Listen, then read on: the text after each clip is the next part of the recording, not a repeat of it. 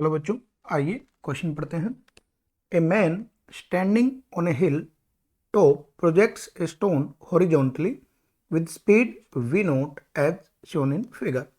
Taking the coordinate system as given in the figure, the coordinates of the point where the stone will hit the hill surface are. Option दिए गए चार। Diagram के according हमें बताना है कि particle जहाँ स्ट्राइक करेगा उसके कोऑर्डिनेट्स क्या होंगे। देखें, अगर पार्टिकल ने यहाँ हॉरिजेंटली इस पॉइंट 0,0 यानी ओरिजिन इसको मान लिया गया, पॉइंट ऑफ प्रोजेक्शन माना गया, यहाँ से प्रोजेक्ट किया गया, तो ये जो एंगल है ये एंगल थीटा से इसको प्रोजेक्ट किया गया।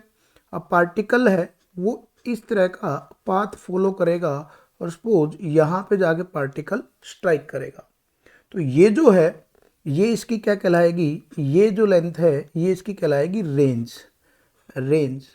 ठीक है, अब हमें फाइंड आउट करने हैं coordinates of the point where the particle strikes. तो देखें, एक तो ये आ जाएगा, अगर इस लाइन को आगे बढ़ाऊं तो यहाँ से हम मुझे इसके क्या मिल जाएंगे, कोऑर्डिनेट्स मिल जाएंगे। ठीक है, तो देखें ये अगर मैं एक्स एक्सिस और वाई एक्सिस की टर्म्स में ले लेता हूँ तो मुझे आसानी हो जाएगी। तो देखें ये मैंने एक एक्स की फॉर्म में ले लिया और ये वाई की फॉर्म में ले लिया, ये वाई ले लिया और ये एक्स की टर्म्स में इसको ले लिया। ठीक है, ये वाला y की टर्म्स में आ गया। अब देखें डाउन द इंक्लाइंड प्लेन जो रेंज होती है वो होगी r is equal to u square g cos square beta into sine of twice of alpha plus beta plus sine of beta. ये होगा हमारा range down the inclined plane. Range inclined plane में range projectile motion है तो range निकालने के लिए हम इसका यूज करेंगे। वेयर अल्फा और बीटा जो एंगल्स हैं वो देखिए किस किस को रिप्रेजेंट कर रहे हैं। जो बीटा एंगल है वो बता रहा है जो वेलोसिटी इनिशियल है उसने इंक्लाइंड के साथ जो एंगल बनाया, एंगल विद इंक्लाइंड।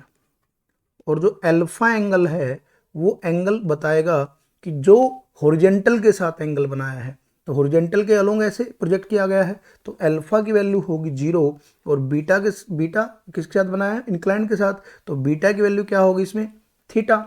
ठीक है, और u की जगह क्या लेंगे हम, इनिशियली वेलोसिटी क्या है, v नॉट दी गई है क्वेश्चन में। तो देखें, तो ये जो इक्वेशन है r की ये हो जाएगी r is equal to twice of v not square sine theta upon g cos square theta. जब इनको पुट करेंगे इस इक्वेशन में, ये रेंज है अलोंग द इंक्लाइन। तो देखें अब हमें बताना है कोऑर्डिनेट यानी x और y। तो देखें अगर आप इसको देखें x को, तो x को लिखा जा सकता है r of cos theta, that is r ये है, इसको मल्टीप्लाई करेंगे किससे, कोस थीटा से। तो देखें जरा, r that is twice of v not square sine theta upon g cos square theta into में कोस ऑफ थीटा। तो देखें एक कोस से एक कोस को क्या कर देंगे, कैंसिल आउट। तो देखें हमारे पास क्या बचेगा, 2 of v not square that is x is equal to 2 of v not square sine theta by cos theta क्या बन जाएगा, tangent of theta divide by g, ये आ जाएगा x। और y को देखें, y ये है तो इसको क्या लिख सकता हूँ r के टर्म्स में, minus of r sine theta, that is y is equal to minus of r of sine theta. तो देखें रेंज को साइन थीटा से मल्टीप्लाई कर देंगे माइनस के साथ, 2 v not square sine theta, ठीक है, तो sine square theta upon g cos square theta. जब सोल्व करेंगे तो minus 2 v not square tangent square theta divide by ji.